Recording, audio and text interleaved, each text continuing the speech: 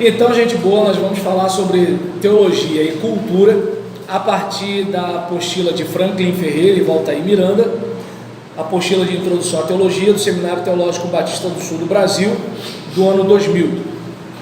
Bem, nós observamos aqui que, como é que eu posso dizer,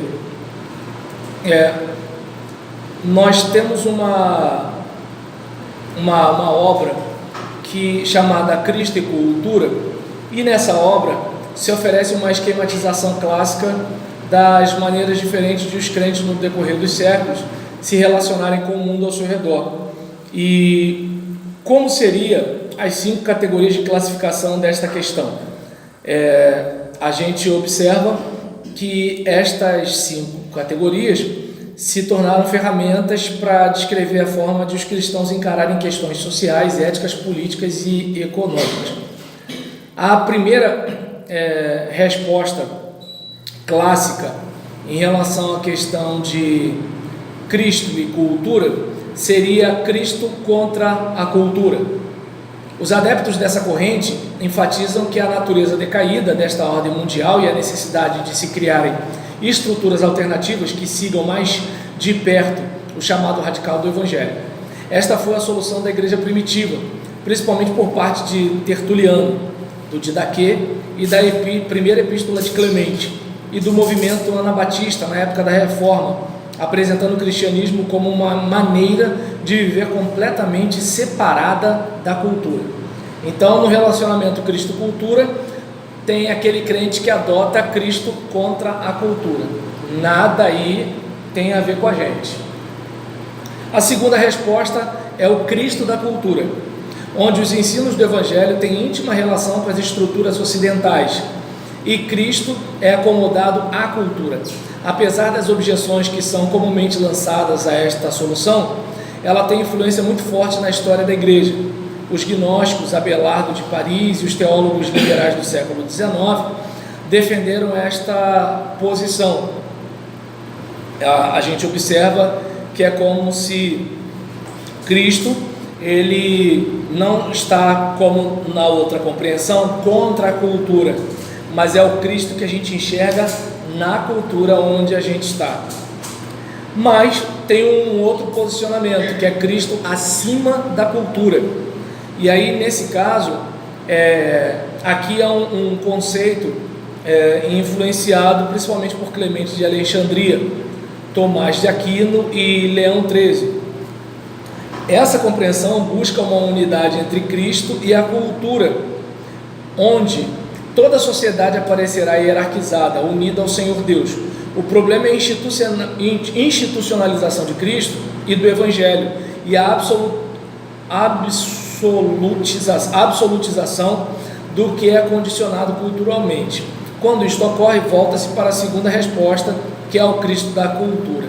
Então, assim, Cristo está acima de todas as culturas, e vamos, de certa forma, ver ou mostrar Cristo, nessa cultura. Se nós observarmos no catolicismo romano, nós vamos ver aquela questão do solstício, do Deus Sol e do Natal. Então a gente vai perceber uma certa aproximação de uma cultura que havia, uma cultura pagã, e a gente se apropria dessa cultura pagã e cristianiza essa cultura pagã. Também tem uma outra posição, que é Cristo e cultura em paradoxo, e esta posição mantém firme a visão bíblica de queda e pecado, e o chamado para lidar com a cultura.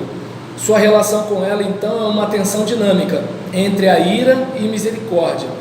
Marcião, Kierkegaard, principalmente Martinho Lutero, defenderam este ponto de vista.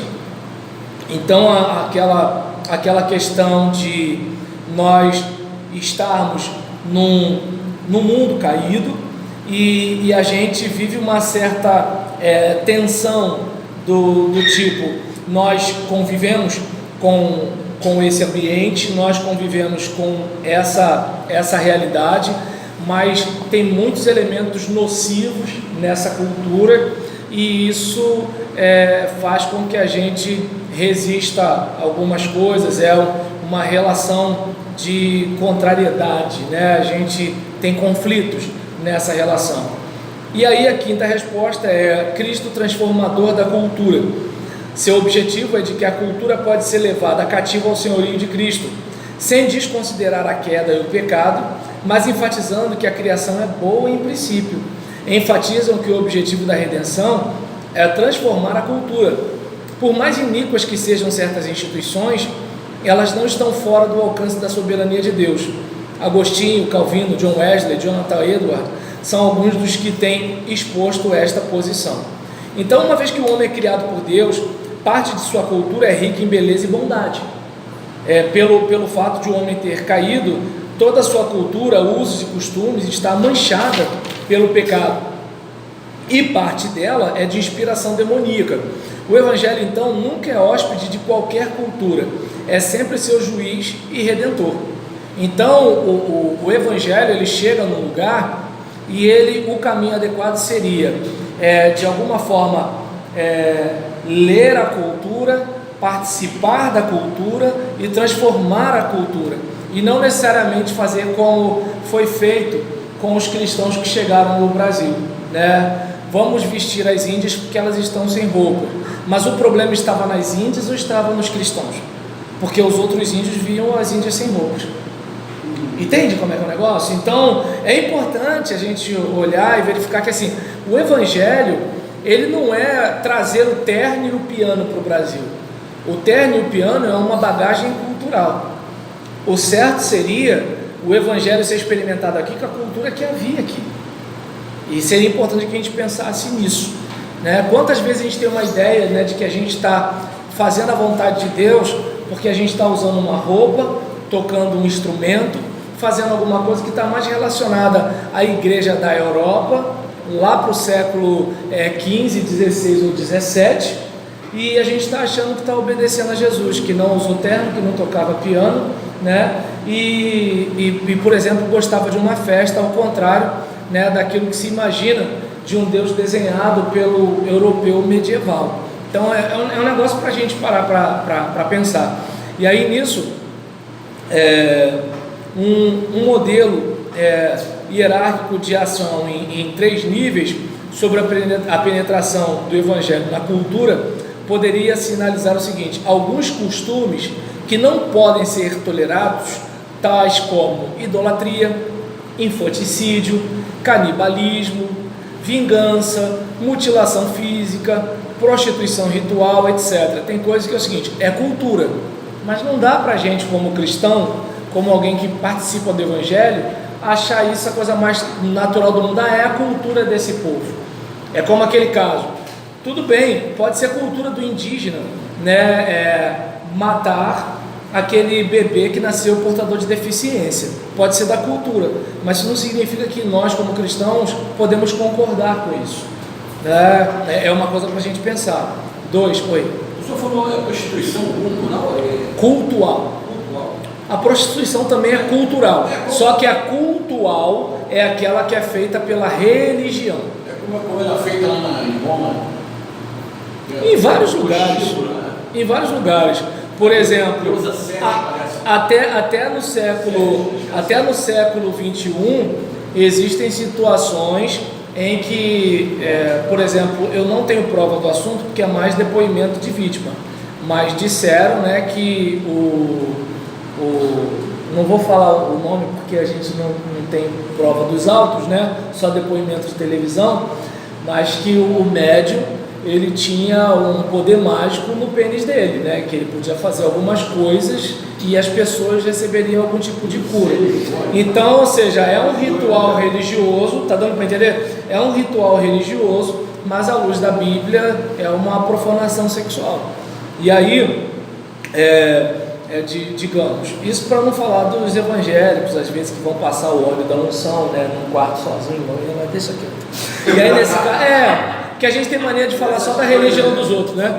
E aí não existe, gente, não existe mocinho em religião nenhuma, gente. Não existe gente boazinha em religião nenhuma, nem na dos outros, nem na nossa. E aí nisso, Todo mundo deve, todo mundo deve. E aí nisso há alguns costumes que podem ser temporariamente tolerados, tais como a escravidão, foi um período, o sistema de castas, o sistema tribal, a poligamia, etc. E há alguns costumes cujas objeções não são relevantes para o Evangelho, tais como o homem e a mulher sentarem-se separados nos cultos. Quem lembra disso? Eu lembro.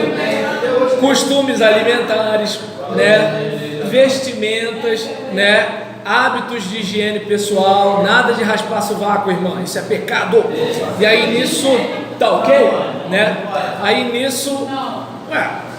nisso, uma outra categoria que poderia ser acrescentada entre a segunda e a terceira trataria de assuntos onde há controvérsia entre as igrejas, tais como questões escatológicas, governo da igreja, ceia, batismo, etc. Então a gente vê que assim, entre os crentes também há alguns desencontros, né? Algumas diferenças. Então, por exemplo, o batista vai falar boa noite, o assembleano vai falar a paz do Senhor, não é mesmo? E aí são questões culturais, mas a gente agora vai falar sobre teologia e método integrativo.